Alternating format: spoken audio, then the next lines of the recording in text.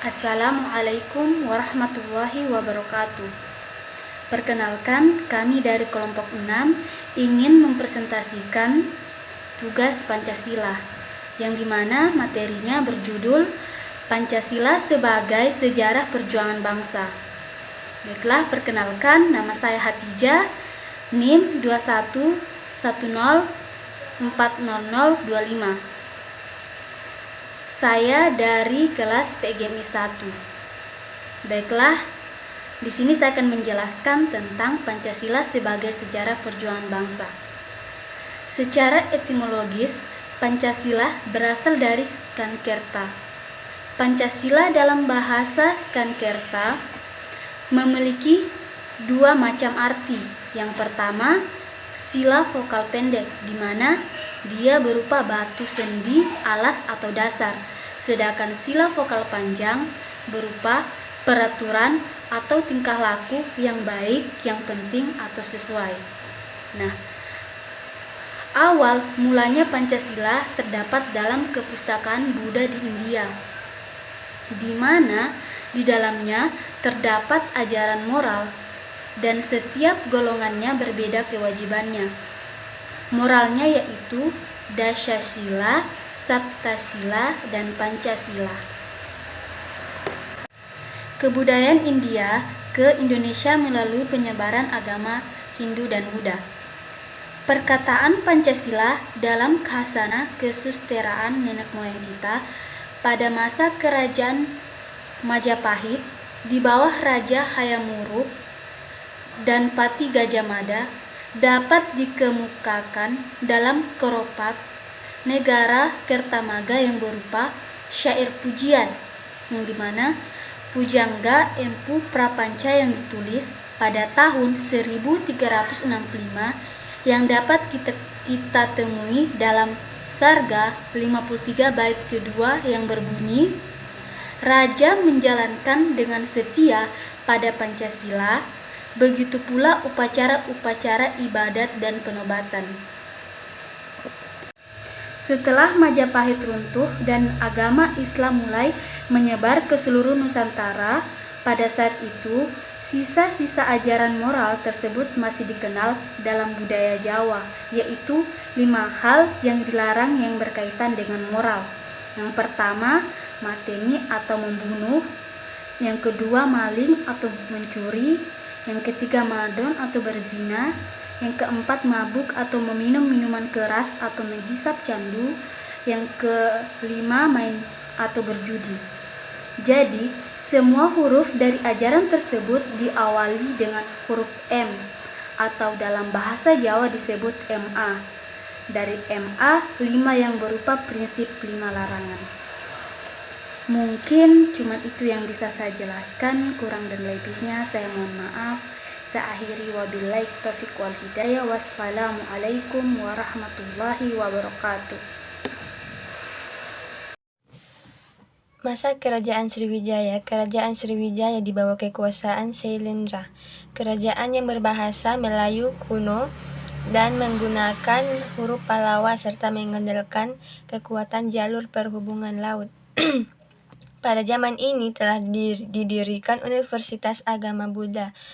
Cita-cita tentang kesejahteraan bersama dalam suatu negara tercermin dalam semboyan Marfuat Vanua Sriwijaya Sidhayatra Subhiksa. Nilai-nilai Pancasila sendiri tercermin dengan adanya umat Buddha dan Hindu yang dapat hidup secara berdampingan. Hubungan antar wilayah sebagai wilayah pusat pelayanan dan perdagangan, sehingga masyarakat pada suatu saat itu hidup dalam kemakmuran. Berikutnya, Kerajaan Majapahit pada masa pemerintahan Raja Hayam Wuruk dan Mahapati Gajah Mada. Nilai-nilai Pancasila terdapat pada dengan banyaknya agama yang dapat hidup secara berdampingan. Semboyan Bhinneka Tunggal Ika Tanhana Dharma Margruwa. Hubungan dengan negara tetangga juga berlangsung dengan baik atas dasar Mitreka Satata. Sumpah Palapa yang berisi cita-cita mempersatukan seluruh Nusantara Raya. Kerukunan dan gotong royong yang menumbuhkan adat musyawarah untuk mufakat. Berikutnya, masa berkembangnya Islam dan kedatangan bangsa Eropa. Kedatangan bangsa Eropa membawa nilai dan budaya Kristen. Nilai-nilai tersebut diterima secara terbuka oleh masyarakat, dan masyarakat dengan berbagai keyakinan dapat hidup berdampingan pada masa itu. Berikutnya, masa penjajahan kesuburan Indonesia dengan hasil alam yang melimpah sangat dibutuhkan oleh bangsa Eropa pada saat itu. Bangsa Eropa berlomba-lomba memperebutkan kemakmuran bumi Indonesia. Dan perjuangan sebelum abad ke-20 imperialisme oleh bangsa Eropa dengan gigih dan dengan semangat patriotik melalui perlawanan secara fisik oleh para pahlawan di berbagai daerah. Pada permulaan abad 19, Belanda mengubah sistem kolonialisme yang semula VOC menjadi pemerintahan resmi, yaitu pemerintah Hindia Belanda. Dan usaha Belanda dalam menguatkan kolonialisme-nya menemui berbagai perlawanan di berbagai daerah. Namun perlawanan yang terjadi masih bersifat sendiri-sendiri. Assalamualaikum warahmatullahi wabarakatuh. Apa kabar hari ini adik-adik? Semoga kita dalam keadaan sehat walafiat semua ya. Nah, jadi hari ini kita akan meneruskan materi pembelajaran, yaitu tentang Pancasila sebagai sejarah perjuangan bangsa. Nah, dan yang sekarang kita akan bahas adalah masa penjajahan Jepang. Jepang masuk di Indonesia tanggal 8 Maret 1942 dan mempropagandakan kehadirannya di Indonesia untuk membebaskan Indonesia dari Belanda. Penjajahan Jepang semakin menyengsarakan bangsa Indonesia. Terdesaknya Jepang pada Perang Pasifik, Jepang menjanjikan kemerdekaan Indonesia di kemudian hari dan kemerdekaan yang tanpa syarat. Bangsa Indonesia juga diperkenankan memperjuangkan kemerdekaannya. Kemudian, perumusan Pancasila sebagai tindak lanjut dari janji Jepang. Tanggal 29 April 1945, penyelidik usaha-usaha persiapan kemerdekaan Indonesia atau BPUPKI, sidang pertama BPUPKI, 29 Mei 1945, terdapat tokoh yang berpidato, yaitu Muhammad Yamin. Pidatonya berdisikan 5 asas negara Indonesia, yaitu yang pertama, peri kebangsaan, dan kedua, peri kemanusiaan, ketiga, peri ketuhanan, keempat, peri kerakyatan, dan yang kelima, kesejahteraan rakyat. Soekarno juga dalam pidatonya pada hari ketiga sidang BPUPKI 1 Juni 1945 mengusulkan kebangsaan Indonesia, kedua, internasionalisme atau peri kemanusiaan, ketiga, mufakat atau demokrasi, keempat, kesejahteraan sosial, dan yang kelima, ketuhanan yang berkebudayaan. 5 prinsip ini diperas menjadi Trisila dan diperas kembali menjadi Ekasila. Kemudian, Piagam Jakarta 22 Juni 1945. Rumusan Pancasila: 1. Ketuhanan dengan kewajiban menjalankan syariah Islam bagi pemeluknya. Kedua, kemanusiaan yang adil dan beradab. Ketiga, persatuan Indonesia. Keempat, kerakyatan yang dipimpin oleh hikmat kebijaksanaan dalam permusyawaratan perwakilan. Kelima, keadilan sosial bagi rakyat Indonesia. Kemudian, proklamasi kemerdekaan 17 Agustus 1945 sebagai titik puncak perjuangan bangsa. Sidang PPKI 18 Agustus 1945, disahkannya Konstitusi Undang-Undang Dasar 1945. Nah, detailnya, pembentukan BPUPKI 29 April 1945. Yang pertama, sidang pertama 29 Mei sampai dengan 1 Juni 1945. Muhammad Yamin menyampaikan usulan tertulis Rancangan Undang-Undang Republik Indonesia. Di dalamnya tercantum rumusan 5 asas dasar negara, yaitu yang pertama, ketuhanan yang Maha Esa, kedua, kebangsaan persatuan Indonesia, ketiga, rasa kemanusiaan yang adil dan beradab, keempat, kerakyatan yang dipimpin oleh hikmat kebijaksanaan dalam permusyawaratan perwakilan, dan yang terakhir, nomor 5, keadilan sosial bagi seluruh rakyat Indonesia. Insinyur Soekarno juga di hari ketiga menyampaikan 5 untuk menjadi dasar negara, yaitu pertama, kebangsaan Indonesia, kedua, internasionalisme atau perikemanusiaan, ketiga, mufakat atau demokrasi, keempat, kesejahteraan sosial, dan yang kelima, ketuhanan yang berkebudayaan.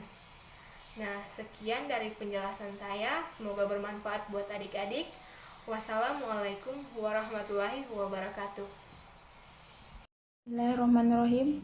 Assalamualaikum warahmatullahi wabarakatuh. Perkenalkan, nama saya Yatma Salida, NIM 21104070.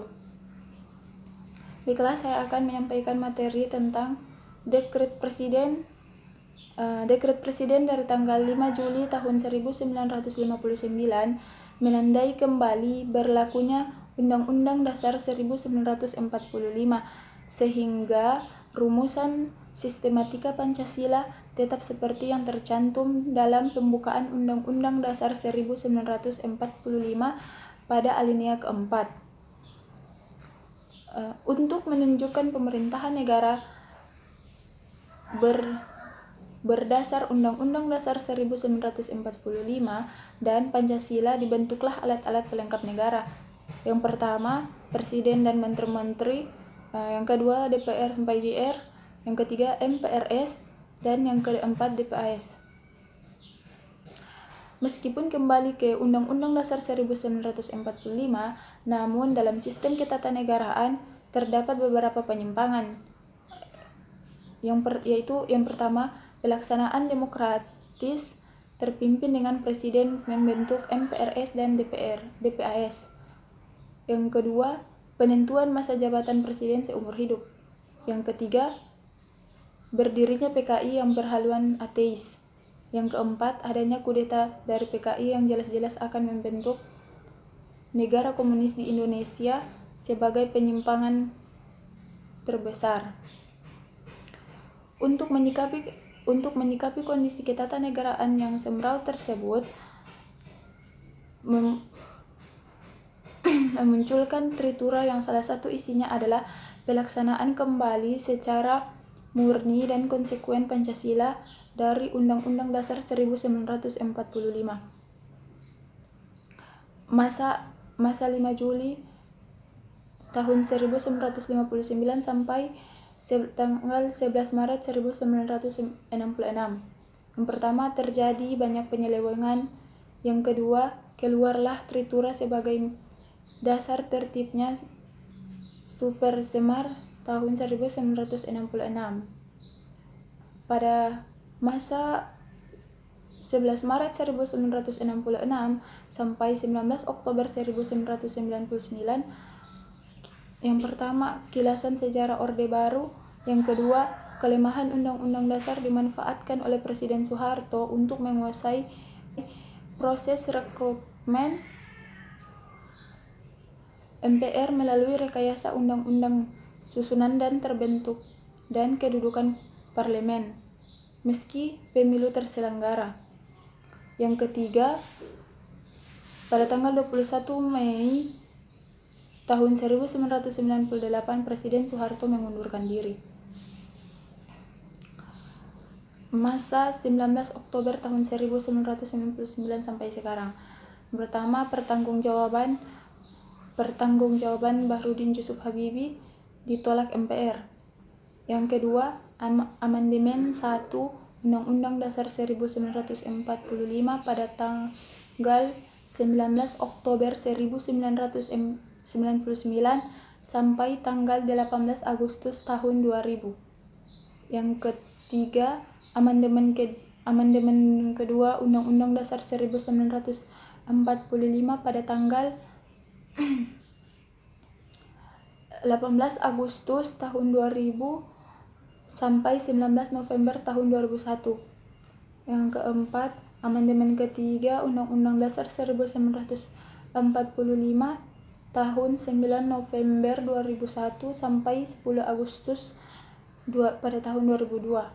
Dan yang kelima, amandemen keempat Undang-Undang Dasar 1945 pada tanggal 10 Agustus tahun 2002 sampai sekarang. Deklarasi negara hukum dari semula hanya ada di dalam penjelasan, menjadi bagian dari batang tubuh Undang-Undang Dasar 1945. Yang pertama, pemisahan kekuasaan negara ditegaskan. Yang kedua, dasar hukum sistem pemilu diatur. Yang ketiga, pemilu langsung diterapkan bagi presiden dan wakil presiden. Yang keempat, periodisasi lembaga kepemerintahan dibatasi secara tegas. Yang kelima, kekuasaan kehakiman yang mandiri. Yang keenam, akuntabilitas politik melalui proses rekrutmen anggota parlemen atau suara terbanyak. Dan keenam, adanya perlindungan secara tegas terhadap hak asasi manusia. Nilai filsafat dan Pancasila terbukti bertahan di sepanjang. Yang kedua, Amandemen 1 Undang-Undang Dasar 1945 pada tanggal 19 Oktober 1999 sampai tanggal 18 Agustus tahun 2000. Yang ketiga, Amandemen kedua Undang-Undang Dasar 1945 pada tanggal 18 Agustus tahun 2000 sampai 19 November tahun 2001. Yang keempat, Amandemen ketiga Undang-Undang Dasar 1945 tahun 9 November 2001 sampai 10 Agustus pada tahun 2002. Dan yang kelima, Amandemen keempat Undang-Undang Dasar 1945 pada tanggal 10 Agustus tahun 2002 sampai sekarang. Deklarasi negara hukum dari semula hanya ada di dalam penjelasan, menjadi bagian dari batang tubuh Undang-Undang Dasar 1945. Yang pertama, pemisahan kekuasaan negara ditegaskan. Yang kedua, dasar hukum sistem pemilu diatur. Yang ketiga, pemilu langsung diterapkan bagi presiden dan wakil presiden. Yang keempat, periodisasi lembaga kepemerintahan dibatasi secara tegas. Yang kelima, kekuasaan kehakiman yang mandiri. Yang keenam, akuntabilitas politik melalui proses rekrutmen anggota parlemen atau suara terbanyak. Dan keenam, adanya perlindungan secara tegas terhadap hak asasi manusia. Nilai filsafat dan Pancasila terbukti bertahan di sepanjang perubahan sistem ketatanegaraan Indonesia hingga saat ini.